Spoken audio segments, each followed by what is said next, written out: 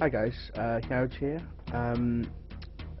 I recently recorded a thing about why I hate Twilight, the film Twilight. I've never read the book, just the film, and it occurred to me that I can't really say what I hate about a vampire film. Assuming it, I know I said it wasn't really a vampire film, but without saying what vampire films I do like and why. So what I do is I've scraped together a list of all the ones I could think off the top of my head, and I've looked at a few internet search engines and found a list of all the ones I could come up with, filtered out all the ones I haven't seen and all the ones I didn't like, and left myself with still a reasonably sizable list. So I'm going to have to go through these pretty rapidly. Some of these are in chronological order, some of those are in, there's different orders. Don't think that this is my top 10 and they're in order, okay? So some of them are quite old, some of them are quite new, so just bear with me for a second, okay? So what I'm going to do is I'm going to start off with going back quite a way to 1979, the film Love at First Bite. This is a horror comedy with George Hamilton in New York City looking for his Mrs. Dracula, and it's a very funny film. I particularly like the fact that his servant Renfield keeps eating bugs, and every time Dracula sees him eating the bugs he throws up. I think it's brilliant. It's a very funny film anyway. It's not a serious vampire film at all. Okay, Fright Night. I've seen it once, can't remember much about it. I did remember I enjoyed it. Lost Boys, fabulous film. I've not seen the sequel, but the original Lost Boys is one of the greatest vampire films I think that's ever been made. And it was well cast. I just wish Corey Haim had been eaten. Anyway, I love this film. I've not seen this film in so many years, and trolling through the list, I came across it again. But I bought a vampire motorcycle. It's such a funny film. It had Michael Elphick in it from Boone. You've probably never heard of him, but it was a very funny film. No, was it Michael? No, it wasn't. Neil Morrissey. Neil Morrissey was in it, and it was a very funny film. It was very dark and bloodthirsty, but it was still a very funny film. Bram Stoker's Dracula, 1992. Gary Oldman and Keanu Reeves' worst English accent ever. It was quite a good film. It wasn't fantastic, but it was quite good.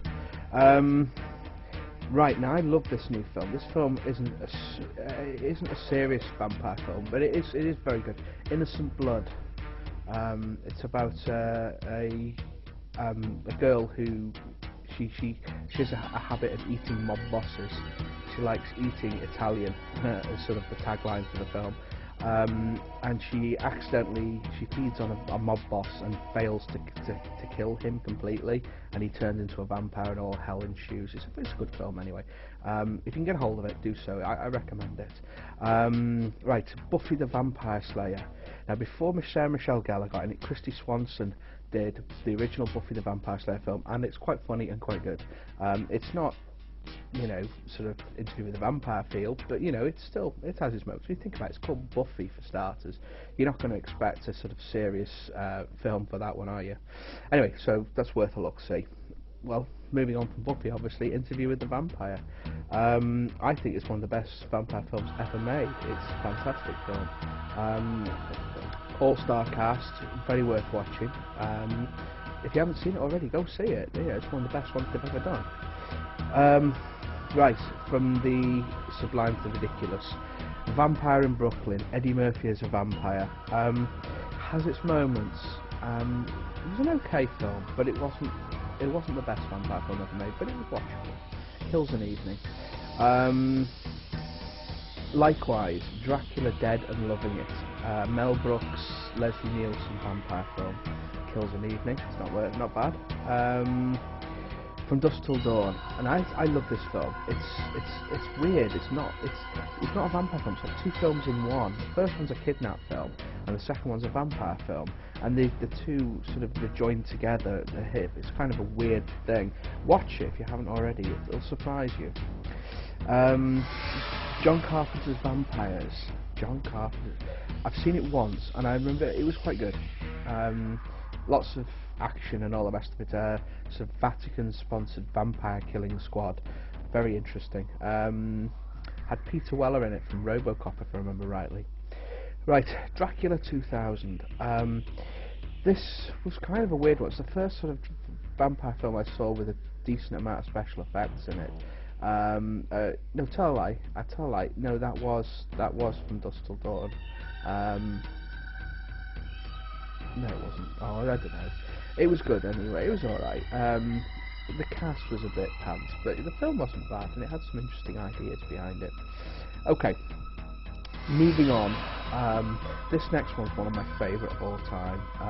Salem's Lot. This is Stephen King's vampire film. Now, the original book always scared the book scared the hell out of me.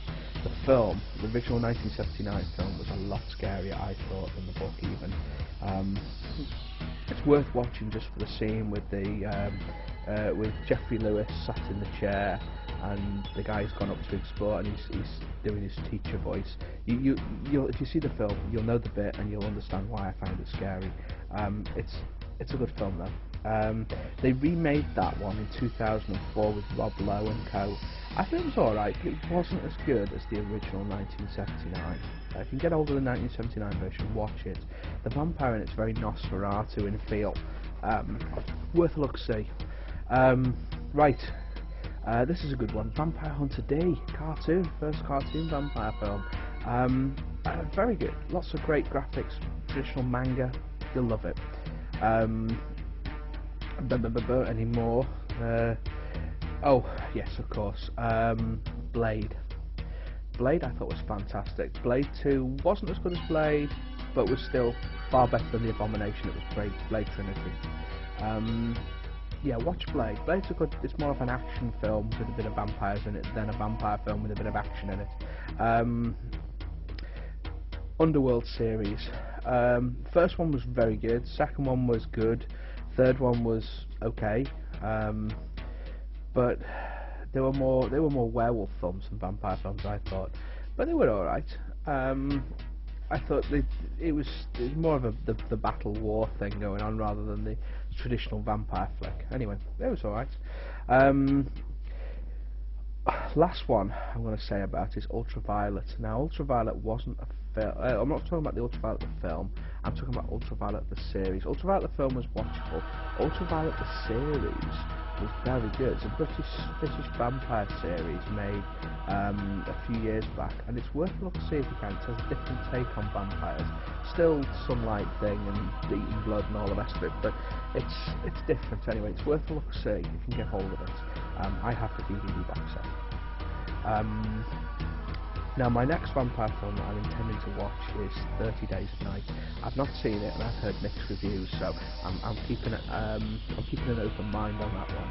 So I'll either love it or I'll hate it, or I'll just go, you know.